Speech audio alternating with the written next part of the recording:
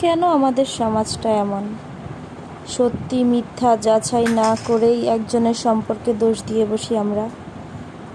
একটা ছেলের বউ হলেই কি সব অপরাধ তারই থাকতে হবে এমন কোনো কথা আছে বলেন তো? বউ মানেই কি অপরাধ? বউ মানেই কি পাপ? এই পৃথিবীর সমস্ত মেয়েরা যদি একই হতো তাহলে তো পৃথিবীটাই ধ্বংস হয়ে যেত।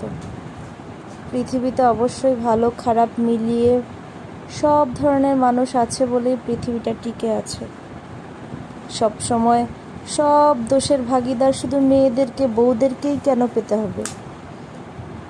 একটা বড় কি চিন্তা করে দেখেছেন, এই সমাজে এমন অনেক মায়েরা আছে যারা নিজের বউদেরকে এত পরিমাণ অত্যাচার করে থাকে, তারা মনে করে নিজেদের রাজ্য, নিজেদের সব কিছু।